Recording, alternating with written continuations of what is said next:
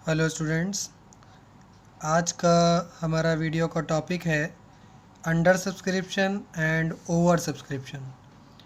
ये under subscription क्या होता है या ओवर सब्सक्रिप्शन क्या होता है, अगर हम बिल्कुल साधारण सी हिंदी में इसको समझें तो अंडर सब्सक्रिप्शन का मतलब होता है जब निर्गमित अंशों से कम आवेदन आए हों, और ओवर सब्सक्रिप्शन का मतलब होता है जब निर्गमित अंशों से अधिक आवेदन आए हों। आना या प्राप्त होना एक ही बात है। अब एक एक करके हम आपको समझाते हैं इन दोनों में डिफरेंस क्या है, ज़रा ध्यान से समझें आप लोग। अंडर सब्सक्रिप्शन यानी निर्गमित अंशों से कम आवेदन आने का मतलब ये है कि जैसे आपके सामने एक क्वेश्चन लिखा हुआ है और उस क्वेश्चन में आपसे ये कहा जा रहा है कि कोई कंपनी है, कोई भी कंपनी का नाम ले लें आप मन में, मान लो XYZ कंपनी, उसने 10,000 शेयर्स यानी 10,000 शेयर मार्केट में इशू कर दिए, निर्गमित कर दिए, और लोगों को इनवाइट किया कि लोग आएं और उस शेयर को ख़रीदें, है ना, इनविटेशन दिया लोगों को। अब हो सकता है कि मार्केट में वो जो शेयर इशू किए गए हैं कंपनी के द्वारा, ये 10,000, हो सकता है कि पूरे 10,000 के लिए 10,000 एप्लीकेशन आ जाए, ये भी पॉसिबल है। तो ऐसा सिचुएशन बहुत ही नॉर्मल सा क्वेश्चन होता है जिसमें ना तो अंडर सब्सक्रिप्शन का प्रॉब्लम होता है ना ही ओवर सब्सक्रिप्शन का प्रॉब्लम होता है। लेकिन यहाँ पर अगर हम बात करें तो ये भी हो सकता है कि एप्लीकेशन जो आए हों वो 10,000 के ना आए। ऐसा होता है कुछ नई कंपनियों के साथ, जब कोई मार्केट में न्यू कंपनी आती है जो ऑलरेडी मार्केट में इस्टेब्लिश नहीं है, बिल्कुल न्यू कंपनी है, तो ऐसे में उस कंपनी को अपने शेयर्स को बेचने में दिक्कत आती है और वो मार्केट में जितने शेयर इशू करती है, ये इशू शेयर्स हैं, ये इन्होंने इशू किए हैं, तो इन्होंने इशू किए 10,000 शेयर्स, लेकिन लोग इतने के लिए अप्लाई नहीं कर रहे हैं, अप्लाई कर रहे हैं कम के लिए। तो अप्लाइड यानी कि सब्सक्राइब्ड, अप्लाई का मतलब सब्सक्राइब। अब एग्जांपल के तौर पे हम ये मान लेते हैं कि लोगों ने 8,000 शेयर्स के लिए अप्लाई किया। तो अब आप लोगों को ये चीज़ समझनी है, अगर लोगों ने यानी जनता ने 8,000 शेयर या 8,000 शेयर के लिए अप्लाई किया है, तो वो पूरा का पूरा जो अमाउंट होगा, जो इंस्टॉलमेंट में बटेगा, चाहे वो एप्लीकेशन के बाद अलॉटमेंट हो और कॉल हो, सारे के सारे अमाउंट 8,000 के हिसाब से होंगे, 10,000 के हिसाब से नहीं होंगे। आपको ये बात समझनी है। कंपनी बेचना चाहती थी 10,000 शेयर्स, लेकिन बेच नहीं पाई क्योंकि लोगों ने 10,000 के लिए अप्लाई ही नहीं किया। लोगों ने अप्लाई किया है सिर्फ 8,000 शेयर्स के लिए। तो जितना अप्लाई किया है लोग उतने ही तो पैसे देंगे, उससे ज़्यादा के लिए पैसे थोड़ी ना देंगे, क्योंकि लोगों को जो ओनरशिप मिल रही है, मालिकाना अधिकार मिल रहा है, वो 8,000 शेयर के लिए तो मिल रहा है।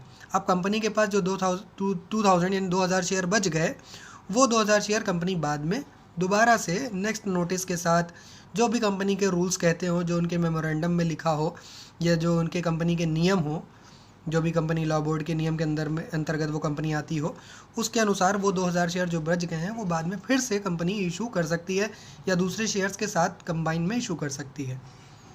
उम्मीद है कि आप लोगों को ये बात समझ में आ गई होगी कि जितने शेयर इशू किए गए हों, अगर उससे कम के लिए आवेदन आए तो उसको बोलते हैं अंडर सब्सक्रिप्शन, और ऐसे में पूरा का पूरा सवाल इस शेयर के अकॉर्डिंग सारे अमाउंट बनेंगे, इस इशूड वाले से कोई भी अमाउंट नहीं बनेगा। बैलेंस शीट के समय पर ये लिखना पड़ेगा, वो आपको बैलेंस शीट बनाएंगे, लेकिन अभी हम जर्नल एंट्री की बात कर रहे हैं कि जर्नल एंट्री करते समय सारे के सारे अमाउंट इससे बनेंगे, 8,000 शेयर से। ठीक है, अब बात करते हैं हम लोग ओवर सब्सक्रिप्शन की। तो सेम प्रॉब्लम अब यहाँ पर लेके आते हैं। मान लेते हैं इसमें कि किसी कंपनी ने इशूड किए हैं शेयर्स, यानी मार्केट में इशू किए 10,000 शेयर्स। फॉर एग्ज़ाम्पल, किसी कंपनी ने मार्केट में 10,000 शेयर्स इशू किए, और जो अप्लाइड किया लोगों ने, यानी कि सब्सक्रिप्शन जिसको बोलते हैं, सब्सक्राइब किया, आवेदन किया लोगों ने, वो 10,000 से ज़्यादा के लिए कर दिया। फॉर एग्ज़ाम्पल हम यहाँ पर ले रहे हैं 12,000 शेयर्स। तो कंपनी ने इशू किए थे 10,000 शेयर्स, लेकिन लोगों ने अप्लाई कर दिया उससे ज़्यादा के लिए, यानी कि 12,000 शेयर्स के लिए। अब आप यहाँ पर एक बात अच्छे से समझ लें, जब कोई व्यक्ति, कोई भी जनता में से कोई भी व्यक्ति अगर शेयर को अप्लाई करने जाता है, तो जिस समय पर अप्लाई करता है तो उस समय पर जो पैसे जमा होते हैं उसको बोलते हैं एप्लीकेशन, यानी आवेदन की राशि, उसको बोलते हैं एप्लीकेशन। तो जब वो एप्लीकेशन के पैसे जमा करेगा तो सारे के सारे लोगों के कुल मिलाकर कितने शेयर्स के पैसे कंपनी के पास सबमिट हो जाएंगे? 12,000 शेयर्स। लेकिन एक बात आपको हमेशा याद रखनी है कि जितने शेयर्स इशूड करने के बारे में, निर्गमित करने के बारे में कंपनी ने नोटिस दी है, उससे ज़्यादा शेयर्स का अमाउंट कंपनी अपने पास नहीं रख सकती।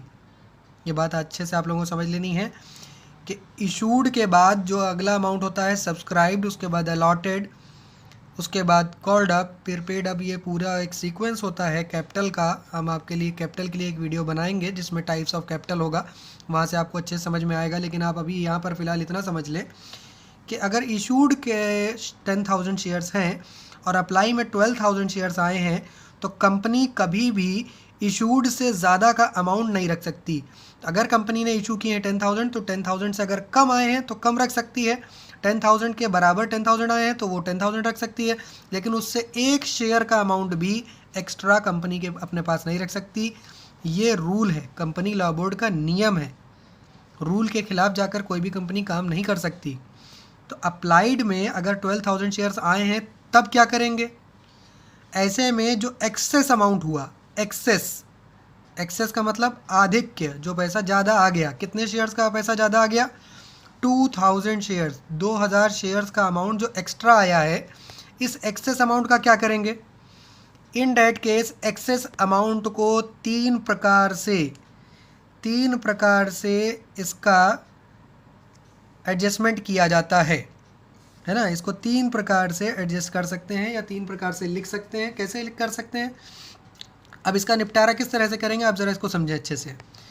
10,000 से इशू किया लेकिन अप्लाई हुआ 12,000, तो जो 2,000 एक्स्ट्रा हुए, 10,000 तो पूरे रख लिए जाएंगे, उससे पूरा 10,000 से पूरा अमाउंट निकाल लिया जाएगा एप्लीकेशन का, अलॉटमेंट का, और जो भी कॉल होगी, फर्स्ट कॉल, सेकंड कॉल।